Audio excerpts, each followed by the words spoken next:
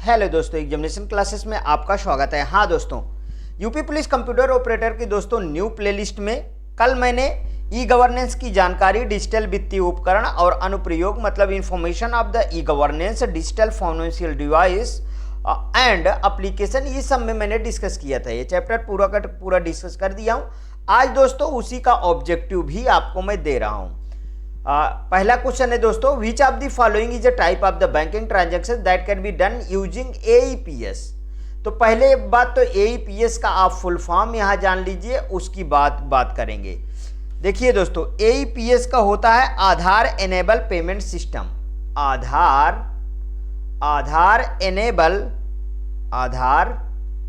Aadhaar enabled payment system, payment system.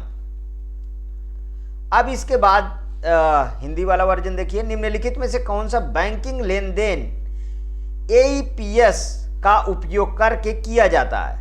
Cash withdrawal, balance inquiry, cash deposit, all of the above, none of the above. तो दोस्तों इसका E option all of the above, ठीक है। D option बिल्कुल correct होगा, क्योंकि cash withdraw भी कर सकते हो, बैलेंस इंक्वायरी भी कर सकते हो, कैश डिपॉजिट भी कर सकते हो, मींस कि सभी के सभी दोस्तों सही है।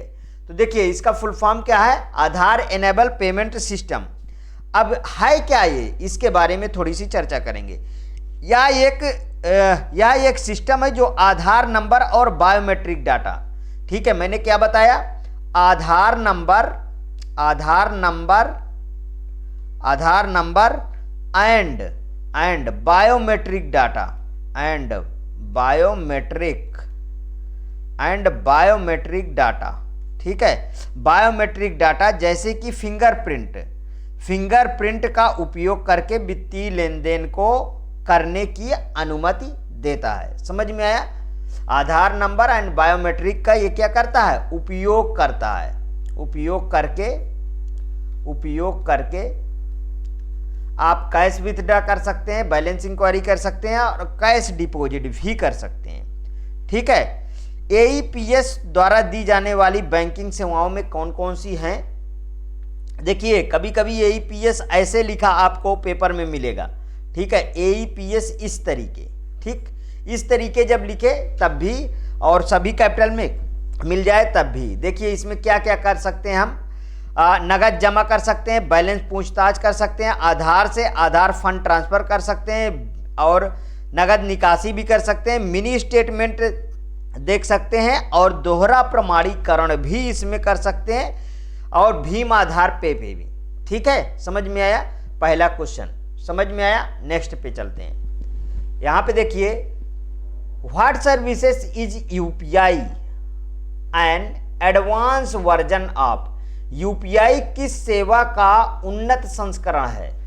किस सेवा का उन्नत संस्करण है यूपीआई, ठीक है। इलेक्ट्रॉनिक फंड ट्रांसफर, मैंने ये तो बताया नहीं, ठीक है, कल मैंने डिस्कस किया था इमीडिएट पेमेंट सिस्टम के बारे में, सर्विसेज के बारे में। मतलब देखिए बी ऑप्शन इसका बिल्कुल करेक्ट है, इमीडिएट पेमेंट सर्विसेज इसका सही है। यूपीआई किस सेवा का उन्नत संस्करण है? आईएमपीएस का उन्नत संस्करण है। डायरेक्ट डेबिट पेमेंट सिस्टम नहीं, रियल टाइम ग्रॉस सेटलमेंट नहीं, नन ऑफ दी अबव नहीं। दोस्तों सभी के सभी प्रीवियस पेपर में पूछे गए क्वेश्चन उठाया हूं, क्योंकि दोस्तों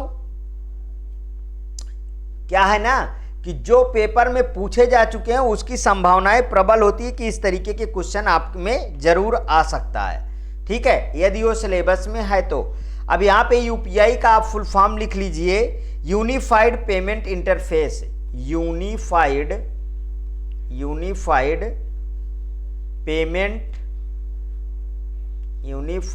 पेमेंट इंटरफेस, ठीक है, ये यूपीआई का फुल फॉर्म है, इसे जरूर याद रखिएगा, ठीक है। अब ये इसका मतलब आईएमपीएस का क्या है, इंप्रूवमेंट एक तरीके से कहिए, ठीक है। अच्छा, या आईएमपीएस एक रियल टाइम फंड ट्रांसफर सेवा है दोस्तों, जिसको भारत ने एनपीसीआई, अब बोलेंगे कि एनपीसीआई क्या है, तो दोस्तों national payment corporation of India होता है, इसका भी लिख लीजिए, नेशनल पेमेंट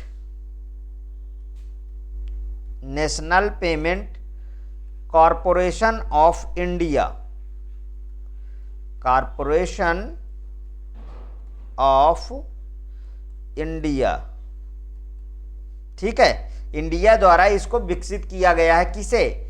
एनपीसीआई को।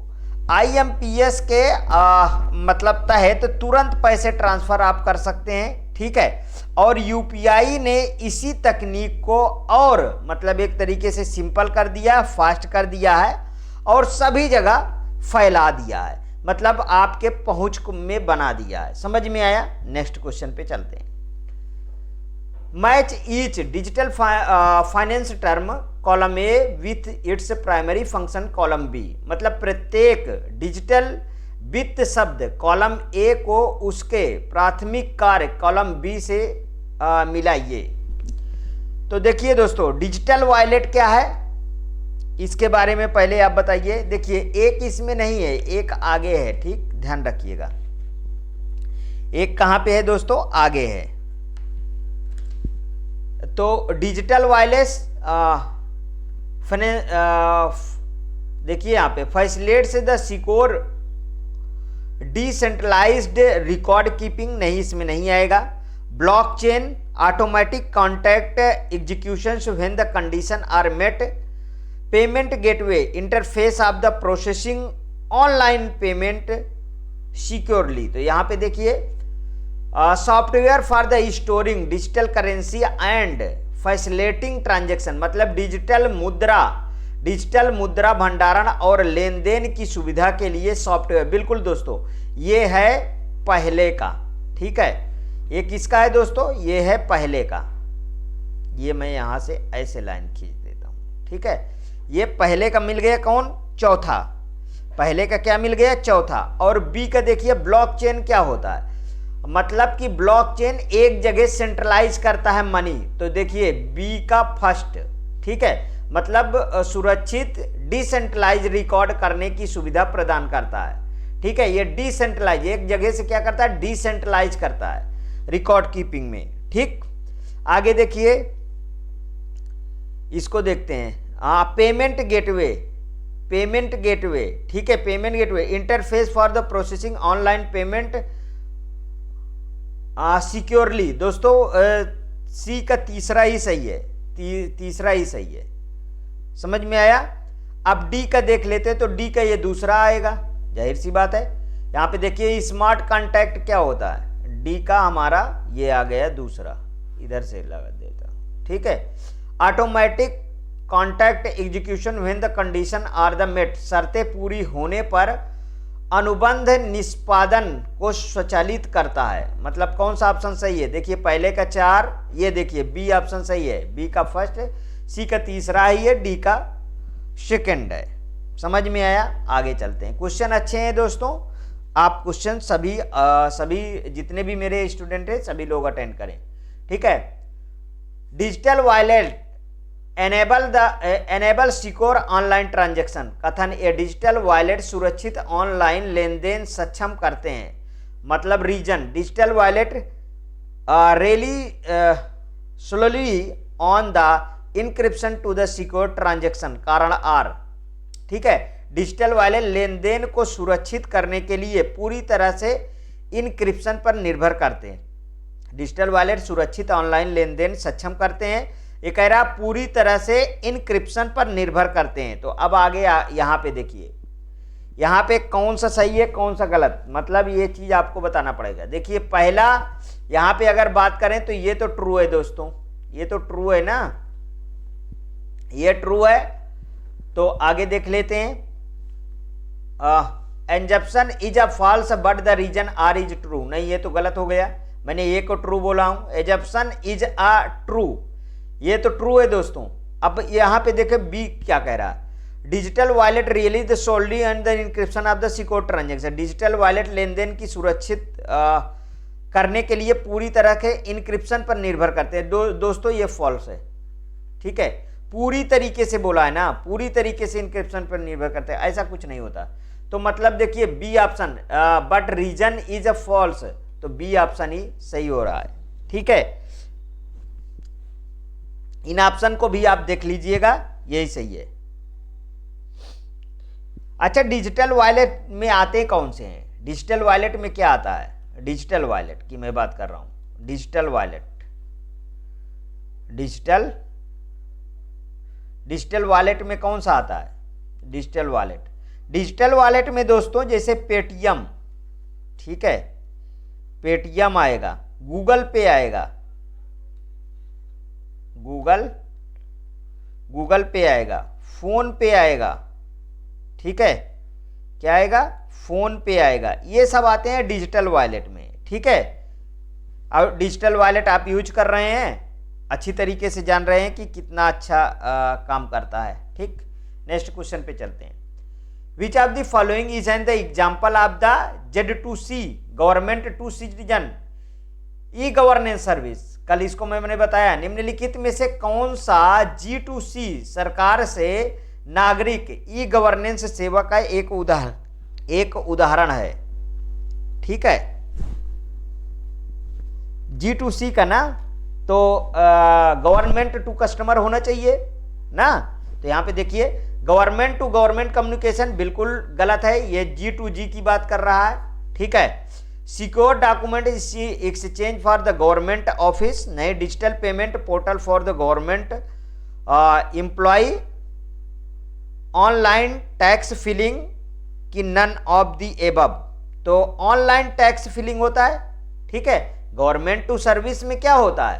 टैक्स को क्या करता है? टैक्स को फिल किया जाता है। ठीक है, टैक्स को फिल किया जाता है ना। ठीक, तो यही सही है। जो सरकार नागरिकों को सीधे प्रदान करती है ना, सरकार नागरिकों को सीधे प्रदान करती है, मतलब ऑनलाइन टैक्स फाइलिंग एक G2C सेवा का एग्जाम्पल है। ठीक है, क्योंकि यह सरकार द्वारा नागरिकों को दी जाने वाली सुविधा है जिससे वे ऑनलाइन टैक्स दाखिल कर सकते हैं, मतलब भर सकते हैं। नेक्स्ट क्वेश्चन पे चलते हैं। The architecture of the NEGP consist of layers, मतलब NEGP का आर्किटेक्चर में डैश परतें शामिल है। 3 है, 4 है, 2 हैं, 5 हैं कि नन ऑफ द अबव हैं? बताएं कौन सा सही है? NEGP की बात कर रहा है। ठीक, किसकी बात कर रहा है? NEGP की बात कर रहा है। तो इसकी 3 लेयर हैं, कल मैंने आपको समझाया था। ठीक है, और इसका फुल फॉर्म क्या है? NEGP का फुल फॉर्म मैं ऊपर लिख देता हूं, नेशनल ई गवर्नेंस प्लान। ठीक है, इसी को बोलते हैं दोस्तों NEGP। ठीक, भारत सरकार द्वारा यह क्या किया गया था? स्टार्ट किया गया था, जिसका उद्देश्य था नागरिकों को सभी सरकारी सेवाएं इलेक्ट्रॉनिक माध्यमों से उपलब्ध कराना। किसके माध्यमों से दोस्तों? इलेक्ट्रॉनिक माध्यमों से।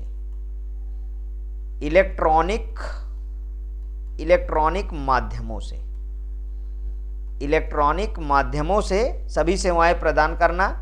अब NEGP में आता क्या? आर्किटेक्चर में 3 लेयर होते हैं। कौन कौन से? उन लेयर को आप देख लीजिए। पहला है दोस्तों ऑर्गेनाइजेशन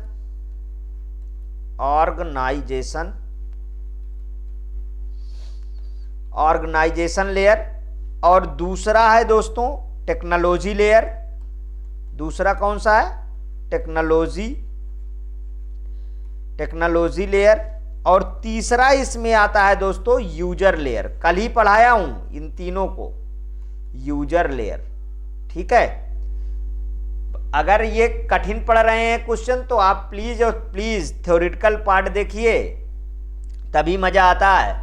यहां पे देखिए next question, which of the following is N instantaneous payment system that the operates around the clock even on the holidays?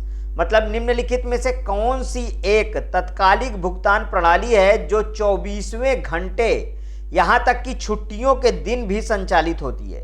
IMPS है, UPI है, RTGS है कि NFT मतलब नेफ्ट है? बताइए। देखिए IMPS का ही तो इंप्रूवमेंट है, ठीक है, इंप्रूवमेंट, ये इसी का तो इंप्रूवमेंट है, तो मतलब ए भी होगा और सी भी होगा, जाहिर सी बात है। 24वें घंटे उपलब्ध है, मतलब कि 24x7, ठीक है।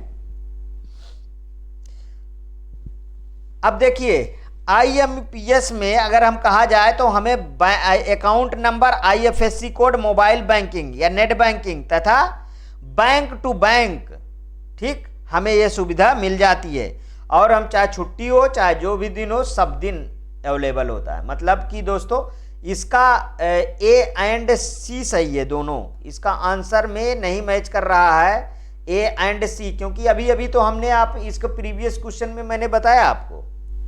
यहां पे देखिए कौन सा क्वेश्चन है, which interoperability stand is use the cross border digital payment involving multiple financial institution. कई वित्तीय संस्थानों से जुड़े सीमा पार डिजिटल भुगतान के लिए किस अंतर संचालनीयता मानक का उपयोग किया जाता है? ठीक है, सीमा पार की बात कर रहा है, ध्यान रखिएगा, ठीक है, डिजिटल भुगतान के लिए। EMV 3DS, FIDO U2F की स्विफ्ट MT की ISO 20022 कौन सा उपयोग में लाया जा रहा है? तो दोस्तों यही है ISO 20022। ये है क्या, इसके बारे में समझिए। देखिए ये क्या आपको सुविधा देता है, मतलब वैश्विक वित्तीय संदेश विनिमय मानक है ये, ठीक है, जिसका उपयोग सीमा पार डिजिटल भुगतान के लिए किया जाता है। और यहां पर देखिए मतलब Swift, RTGS real time gross, ये क्या है RTGS, इसमें क्या क्या हम कर सकते हैं? स्विफ्ट यहां पे लिख लेता हूं, स्विफ्ट, RTGS इसका फुल फॉर्म है रियल टाइम ग्रॉस सेटलमेंट के लिए अन्य भुगतान प्रणालियों में व्यापक रूप से अपनाया जाता है। समझ में आया? इन दोनों में मतलब अच्छी तरीके से अपनाया जाता है ISO 20022। नेक्स्ट क्वेश्चन पे चलते हैं। IMPS स्टैंड फॉर, IMPS का मतलब क्या है? अभी अभी तो इसके पहले हमने डिस्कस किया, क्या है इसका full form? Immediate payment service ना, इमीडिएट पेमेंट सर्विस। देखिए इंटरमीडिएट पेमेंट सेफ नहीं भाई, इमीडिएट पॉलिसी कहां से आ गया, गलत हो गया। इमीडिएट पेमेंट सर्विस ना, इमीडिएट पेमेंट सर्विस बिल्कुल करेक्ट है। इंटरमीडिएट नहीं, नन ऑफ द अबव। मतलब क्या है दोस्तों, इसका C ऑप्शन बिल्कुल करेक्ट है। इमीडिएट पेमेंट सर्विस किसका प्रयोग करता है? ये NPCI का, बताया हूं कि NPCI का ये प्रयोग करता है। Next question, payment done with the identification and authentication through the Aadhaar database is, मस्त क्वेश्चन है, कॉल्ड। आधार डेटाबेस के माध्यम से पहचान और प्रमाणीकरण के साथ किया गया भुगतान क्या कहलाता है? AEPS कहलाता है, AHPS कहलाता है कि AFPS कहलाता है कि ADPS कहलाता है? अरे भैया अभी तो हमने इसको डिस्कस किया था, AEPS कहलाता है। इसको चाहे हम AEPS लिख दें या इसी को हम AEPS लिख दें, सब सही है। और इसका फुल फॉर्म है आधार एनेबल पेमेंट सिस्टम। मैंने बताया है अभी, आधार एनेबल्ड पेमेंट सिस्टम, जिसे क्या कहते हैं? AEPS कहते हैं, ठीक। इसके थ्रू हमको क्या चाहिए?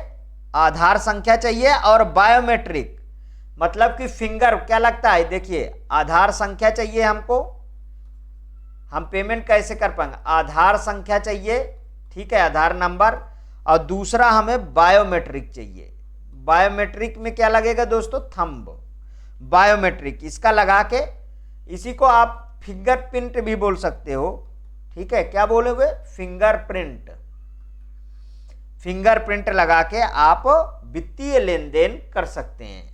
Next question, which of the following is not a E government? E government, इसमें क्या पूछा है कि ई गवर्नमेंट नहीं है, ये चीज पूछा है। तो आइए भाई इसको देखते हैं क्या नहीं है। Business to business e government में क्या आता है? ठीक है, गवर्नमेंट टू गवर्नमेंट आता है, गवर्नमेंट टू सिटीजन आता है, गवर्नमेंट टू बिजनेस आता है। इसमें बिजनेस टू बिजनेस नहीं आता है, मतलब पहला ही सही हो गया दोस्तों। ठीक है, समझ में आया? Business to business e government में नहीं आता है, ध्यान रखिएगा, भूलिएगा नहीं। Next question, dash is an alpha numeric code that the uniquely identifies a bank branch participating in the NEFT system. Dash एक अल्फा न्यूमेरिक कोड है जो नेफ्ट सिस्टम में भाग लेने वाली बैंक शाखा की विशिष्ट पहचान करता है। आईएफएससी करता है, आरटीजीएस करता है, एसएफएमएस करता है कि एसटीपी करता है? बताइए कौन सा सही है इसका? अरे नेफ्ट में कौन सा अरे आईएफएससी कोड का इस्तेमाल करता है कि नहीं? ठीक है, तो आईएफएससी कोड ही तो सही है। आईएफएससी कोड का फुल फॉर्म का ये मैं बता देता हूं, इंडियन फाइनेंशियल सिस्टम कोड। इसका फुल फॉर्म है इंडियन फाइनेंशियल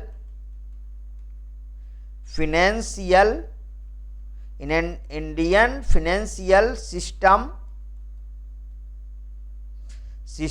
कोड। ठीक है, कोड एक यूनिक कोड होता है जिसे भारतीय रिजर्व बैंक आरबीआई द्वारा प्रत्येक बैंक शाखा को दिया जाता है। आईएफएससी कोड एक अल्फा न्यूमेरिक कोड होता है जो दोस्तों नेफ्ट, आरटीजीएस, आईएमपीएस जैसे ऑनलाइन फंड ट्रांसफर सिस्टम में इसका उपयोग किया जाता है। समझ में आया? आगे देखते हैं। ई गवर्नेंस में डिजिटल दस्तावेजों की सुरक्षा और प्रामाणिकता सुनिश्चित करने के लिए प्रायः किस तकनीक का प्रयोग किया जाता है? डिस्ट्रीब्यूटेड लेजर टेक्नोलॉजी का, कि डिजिटल सिग्नेचर्स का, क्लाउड कंप्यूटिंग का, कि वर्चुअल प्राइवेट नेटवर्क्स का? किसका प्रयोग किया जाता है? तो दोस्तों डिजिटल सिग्नेचर का प्रयोग किया जाता है, ध्यान रखिएगा, डिजिटल सिग्नेचर। और ये है क्या डिजिटल सिग्नेचर? एक इलेक्ट्रॉनिक प्रोसेस है दोस्तों, इलेक्ट्रॉनिक प्रोसेस है, ध्यान रखिएगा। ठीक है, जिसका उपयोग डिजिटल डॉक्यूमेंट हो गया, ईमेल हो गया, मैसेज हो गया, या कोई लेन देन हो गया, ठीक है, इसको प्रमाणीकरण के लिए, ठीक, प्रमाणीकरण के लिए इसका प्रयोग किया जाता है। और ई गवर्नेंस में डिजिटल डॉक्यूमेंट्स की एक तरीके से कहिए सिक्योरिटी और ऑथेंटिकेशन सुनिश्चित करने के लिए हम इसका प्रयोग करते हैं। ये रहा दोस्तों, इसमें जो क्वेश्चन बने मैंने आपको डिस्कस कर दिया है। इसके बाद इसी तरीके का एक और वीडियो अच्छा से आएगा दोस्तों, उसे भी हम डिस्कस करेंगे और फिर उसका भी ऑब्जेक्टिव करेंगे। यदि आपको अच्छा लगे तो प्लीज़ और प्लीज़ मेरे एग्जामिनेशन चैनल को आप सब्सक्राइब करिए, वीडियो को लाइक करिए, ज़्यादा से ज़्यादा दोस्तों में शेयर करिए, अपनी प्रतिक्रिया कमेंट बॉक्स में ज़रूर प्रस्तुत कीजिए। ओके दोस्तों, थैंक यू।